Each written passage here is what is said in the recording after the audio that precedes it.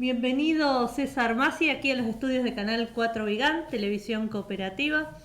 Nosotros los viernes compartimos esta edición de Enfoque Cooperativo con distintas informaciones, principalmente generadas desde los movimientos sociales, cooperativos principalmente.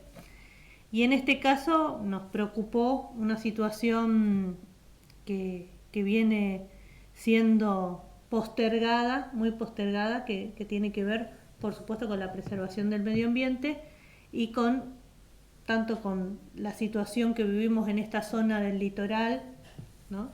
Prácticamente, como los problemas de sequía que antes comentábamos fuera del aire, pero que están conectados y vinculados con todo el ambiente, y en este sentido tanto la quema de las islas detonó también las movilizaciones y protestas, pero se viene tratando un tema que venía invisibilizado, que es la preservación de los humedales.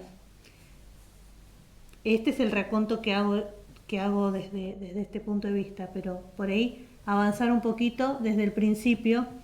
Por eso te consultábamos, porque conocemos tu interés y también tu relación con este tema. Bueno, antes que nada, gracias por invitar. El tema humedales empezó a estar en el foco público después del 2008, cuando fue el primer episodio masivo de quema en la isla.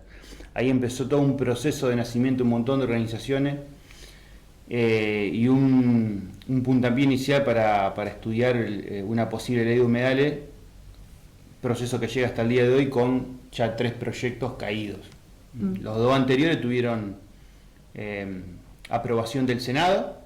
Y cuando ¿En las comisiones? En la Cámara, en el Senado, ya pasaron comisiones, el Senado lo aprueba, bajan a diputado, se cajonea. Este año, este proceso que empezó en el 2020, que en realidad es un proceso bastante diverso, en el sentido de que participan muchas fuerzas políticas en un solo proyecto, que si bien el proyecto donde se toma el inicial es el del diputado Grosso, al final se unen todos en ese proyecto con distintos aportes, el proyecto de la izquierda, el proyecto del socialismo, el proyecto de Graciela Camaño, un montón de fuerzas convergen ahí con un consenso amplio, con un proceso informativo. La última vez que estuve acá era justamente por haber hablado en el Senado, después pasó diputados también, un proceso muy amplio donde hablaron todos los sectores productivos, las distintas fuerzas políticas, la academia, las organizaciones de territorio, y creíamos que con ese consenso íbamos a tener un poquito más de respaldo, arrancando desde la Cámara que es más popular, que es la Cámara de Diputados. Claro. Cuando uno va al Senado ya tiene los intereses provinciales, que curiosamente los anteriores proyectos habían resultado positivos para el proyecto de humedales. Y bueno, sí, siempre el comentario es que un poco es más conservador el voto dentro del Senado. Se supone que los diputados tienen una amplitud mayor. Bueno, claro. Y no fue exactamente el mismo panorama. El proyecto pierde estado parlamentario, se aprueba en la Comisión de Ambiente, festejamos mucho eso porque realmente era un buen paso, pero pasó todo el año cajoneado en la Comisión de Agricultura, cuando ya uno tiene intereses enfrentados un poco más ásperos, en el sentido que son los sectores que están hoy trabajando sobre humedales, no solo la agricultura, pero están casi todos los sectores representados ahí: la industria forestal, los barrios privados, los grandes desarrolladores inmobiliarios, la minería de litio, la minería de altura, la extracción de arena para vaca muerta. Digamos, son muchos los intereses que actúan sobre humedales, con los cuales hay que consensuar una ley que se apruebe, pero bueno, el sentido es que sin que nadie acepte cambio de la situación actual, la ley no se va a aprobar, y los humedales van a seguir degradándose. Los intereses económicos que están puestos en juego representan los sectores más concentrados, ¿no?, de la economía. Los pequeños y medianos productores también, muchos están dentro de trabajando en los humedales. Por supuesto. ¿Cuál es la relación, por ejemplo, con esto? Ayer hicimos un panorama, pero no tan detallado, con los productores, en el sentido de que se puede lograr algún tipo de producción, de qué forma, cómo. En realidad la ley de humedales no es una ley prohibitiva. es una ley prohibitiva del daño sobre los humedales, no una ley prohibitiva de la producción sobre humedales. Lo que pasa es que hoy hay que hacer una diferencia, y está bien que vos lo hagas, sobre quién trabaja en humedales. Una cosa es un vaqueano de la isla. ¿Y cómo? Un vaqueano de la isla que tiene una pequeña cantidad de cabeza de ganado, que pastorea racionalmente hace 50 años, que vive ahí desde siempre, y otra cosa es que pongan un fildor.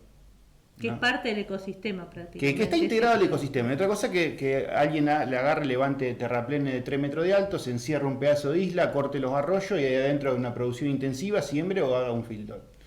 Eso interrumpe la dinámica del humedal, en muchos casos de manera irreversible, porque una vez que ese daño está hecho no se recupera más, porque eso está encajonado y sale fuera de la dinámica del humedal. Mientras el humedal está en estado natural, digamos, tiene posibilidad de sobrevivir. Otra cosa es que alguien viva en la isla, o sea, una casa de un fin de semana, como hay muchísimas frente a Rosario, frente a un montón de lados, y otra cosa es que lleguen topadoras, que desvíen cursos de agua, que rellenen con tierra colorada del humedal y se haga un barrio privado de 300, 400 hectáreas. Esas son las cosas que la ley viene a regular. A regular. La producción, la ley se llama uso racional de los humedales. Ley de conservación y uso racional de los humedales. O sea, mientras el uso sea racional y mientras la dinámica del humedal no se vea afectada, se puede trabajar, se puede vivir, se puede producir. El tema es cuando ya hay un daño masivo o una alteración masiva de la dinámica del humedal. Justamente porque si podés también, yo sé que muchas veces es como reiterativo repetir que es un humedal en cuanto a la relación que funcionan como esponjas, todo esto que por ahí con vocabulario sencillo a veces decimos, pero ¿cuál es la connotación en el entorno, ¿no? Del función o funciones que se realizan? Pensemos que ambientalmente me refiero. Pensemos que en la isla hay un montón de gente que vive adentro y nosotros siempre preferimos que el cuidado del ambiente sea con la gente adentro, no con la gente afuera, porque ese tipo de conservación cerrada, que es lo que son parques nacionales y reservas, no funciona porque el Estado hoy no tiene infraestructura para cuidar ese territorio de manera eficiente, sino que preferimos que sea con la gente adentro. Una persona que trabaja de manera racional en la isla tiene sus pequeñas cantidades de cabeza de ganado, tiene sus colmenas, hace miel, algunos tienen alguna pequeña parcela de sauce, de álamo, venden la madera, eso está bien. Digamos, lo que hay que tratar de evitar que esos lugares que son de vital importancia para nuestra supervivencia, porque si hay algo que hoy tenemos que conservar, teniendo en cuenta que estamos enfrentando una crisis climática que con los años se va a ir agravando y va a hacer nuestra subsistencia cada vez más difícil, si hay dos ecosistemas que tenemos que tratar de conservar son bosques y humedales. Son los dos ecosistemas que nos protegen de las inundaciones masivas, que nos protegen de la sequía porque son las únicas reservas de agua que nos quedan, que atemperan los efectos de la crisis climática, son reguladores locales del clima. Temperatura, claro, que van a absorber el carbono que necesitamos capturar. Los humedales son grandes capturadores de carbono, mucho más que los bosques. Es algo que no se sabe eso. Claro. Nosotros pensamos en los bosques como lo único que captura carbono, pero en realidad los humedales capturan mucho más carbono en el suelo, aproximadamente el triple que lo que capturan en los bosques.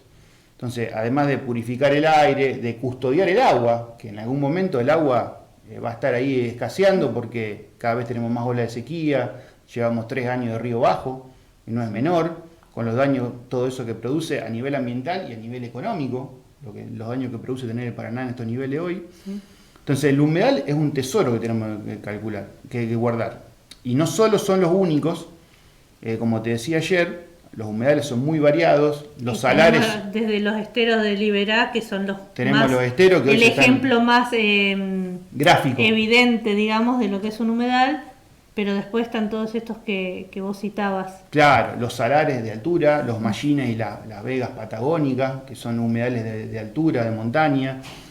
Las turberas en el sur, que hoy agarramos y ponemos turba dentro de una maceta y cuando sacamos turba hacemos un daño irreparable al ambiente porque sacamos un material que está ahí custodiado hace miles de años, se emite muchísimo carbono y una vez que una turbera se destruye, que se saca la turba de ahí, eso no se recupera nunca más.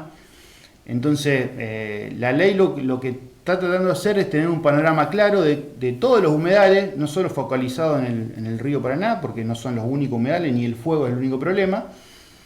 Armonizar la producción que se hace sobre humedales y teniendo como primer paso un inventario y un ordenamiento del territorio, ¿no? Porque uno puede plantear un humedal, la protección de un humedal, y 100 metros para acá tiene una fábrica contaminante que está tirando todos los vertidos ahí. Entonces lo que se trata de hacer es tomar a los humedales como parte del territorio y tomar la planificación del territorio como algo conjunto. Además de este proyecto, bueno, que en este caso ha caído, digamos, pero se va a volver a presentar, ustedes como sector productivo y también como sector de la población, quienes se han movilizado también desde distintos ámbitos, como decías antes, ¿considerás que alcanzaría solamente con la ley? Porque nosotros tenemos montones de leyes que realmente son muy buenas respecto a nuestros derechos y a todas también las obligaciones en muchos casos, y esto tiene que ir acompañado no solamente de esta legislación, porque como vos decías, puede existir una ley en la cual se aplique a los humedales y después tenés alguien que incumple otras leyes que tienen que ver con la industrialización y con otros tipos de explotaciones, y cómo, a ver si se entiende lo que Sí, quiero, se entiendo perfecto. exponer, ¿no? Porque estamos hablando de los intereses económicos para que no haya la ley, para que no esté la ley, no exista, pero también están esos intereses económicos para que todo esto no... Sí, no. Está claro que con ninguna ley alcanza. Tenemos el ejemplo más claro con la ley de bosque, que la ley de bosque es excelente, pero no se financia. Entonces, si no se financia, en lo práctico no hay ley. La idea de la ley de bosque era que la persona que tiene bosque puede recibir fondo del Estado para no desmontarlo y como pago, digamos, ambiental de los servicios que el bosque presta. En la realidad no hay fondos y la persona que tiene bosque hoy lo están cuidando de buena voluntad, digamos, por así, y porque no pueden legalmente, pero así hacen la vista gorda a muchos de los desmontes que hay durante todo el año, que son 120.000, 130.000 hectáreas todo el año que perdemos de bosque. Y con la ley de humedales no va a alcanzar por sí sola.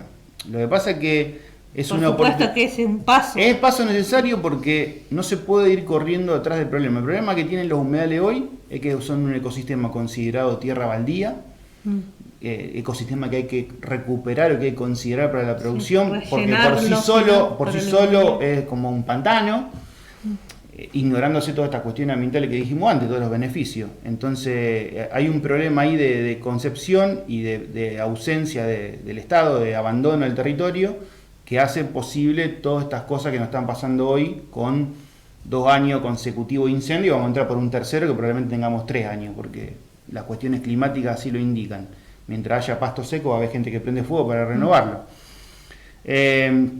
Entonces no, lo que hace falta es que el Estado termine con esta excusa. La ley de humedales es el fin de la excusa para no trabajar en humedales, para empezar a hacer el inventario, el ordenamiento del territorio. Y yo creo que todo esto está atado a la participación de la gente, a que la gente también se apropie de los humedales en el buen sentido y empiece a presionar para que estos cambios vayan sucediendo, para que el Estado destine más recursos, para que el Ministerio de Ambiente de todas las provincias, que no es una cuestión solo de Santa Fe, dejen de ser entes testimoniales con casi nulo presupuesto, que a lo mejor hay gente que tiene buenas intenciones, pero a la hora de gestionar no tiene ni plata para mover los móviles, no tiene lancha, no tiene aviones. Terminan siendo también las cuestiones emergentes o las emergencias, pedir un avión hidrante cuando tampoco están todas las cuestiones preventivas a esto. Cuando el fuego nace y está ahí chiquito, que uno lo ve en el satélite, uno va contando los días. Normalmente reaccionan al 4º o 5º día, cuando los fuegos ya son incontrolables. Una vez que eso se empieza a prender, no hay nada que lo detenga. Es muy difícil controlar un fuego con pastizales de 2 metros de altura, con viento, con estas cuestiones de humedad. Pero falla la cuestión preventiva, que es la ausencia del territorio, el tener algún móvil dando vueltas, alguna lancha, cuando uno ve el foco ir a apagarlo rápido. Pero es una constante de la cuestión ambiental. Pensemos que en Santa Fe tenemos un sistema de áreas protegidas que está dictaminado por ley y no hay un solo guardaparque, ni una sola casilla en ninguna de las reservas con gente cuidando que no se prenda fuego. De hecho, este año se prendió fuego el parque provincial de Callastá y se terminó con prácticamente todo lo que había ahí. Y el fuego caminó y se comió todo. Entonces, no, las leyes no son suficientes, tiene que haber voluntad para aplicarlas y sobre todo apropiación de la gente para que esas leyes se cumplan. y se lleven a cabo las gestiones para que las cosas cambien. Sí, hay un importante nivel de concientización en cuanto, seguro que es escaso para lo que significa, ¿no?, realmente el problema, pero están dando los pasos, digamos, de que las comunidades toman un poco más de conciencia de esto. Yo creo que sí. El 2020 fue realmente un muy mal año para toda la cuestión ambiental. Fue un mal año para todo por la pandemia, ¿no? Pero sobre todo por la cuestión ambiental parece que fue todo ahí. Empezó el año con la minería en Mendoza, que la gente la paró. La cerró con la minería en Chubut, que afortunadamente la gente la paró. Pero en el medio surgieron todo este tema de los incendios, el tema de instalar las mega granjas de cerdo en algunos lugares medio ahí remotos. Y este año con el tema de la explotación de petróleo en Mar del Plata, y en cada lugar donde nace una iniciativa que tiende a hacer daño, hay un movimiento, hay una reacción. Antes a lo mejor no pasaba, antes a lo mejor eran 4. Ahora la juventud está en tema, la cuestión ambiental está en agenda, hoy se habla de la cuestión ambiental en los medios, que no es menor. Hoy se habla de humedal en los medios. Estos últimos días donde se iba cayendo la ley, donde no se incluía en extraordinaria y con eso perdió toda chance y por eso decimos que se cayó. En realidad se cayó antes, pero había una oportunidad más y la metían en extraordinaria. Me ha llamado un montón de gente, un montón de periodistas, che, ¿qué pasa con la ley? Se cayó. Eso antes no pasaba y afortunadamente hoy hay una conciencia que antes no había. Y bueno, esa es la parte optimista, que a veces los procesos llevan tiempo. Este año vamos a volver a presentar, vamos a volver a remarla para que el proceso vuelva a funcionar y se pueda aprobar en diputado y vayamos a ver en el Senado qué pasa. Pero la parte optimista es justamente ver la gente. ¿Cuántas organizaciones nacieron? ¿Cuánto movimiento en el territorio hay? ¿Cuánto salta un daño ambiental? No es menor. Es una preocupación muy importante. Vamos a seguir seguramente en otras ediciones de Enfoque Cooperativo planteando todos estos temas, porque hoy un poco fue el detonante, pero seguimos con toda la visión de querer justamente exponer y mostrar lo que está pasando en este área que ha sido también muy abandonada, no por casualidad, bien decimos, así que te agradecemos el tiempo, que te hayas acercado aquí a los estudios de Canal 4 Vigán, Televisión Cooperativa, y por supuesto seguimos en contacto. Bueno, muchas gracias a ustedes.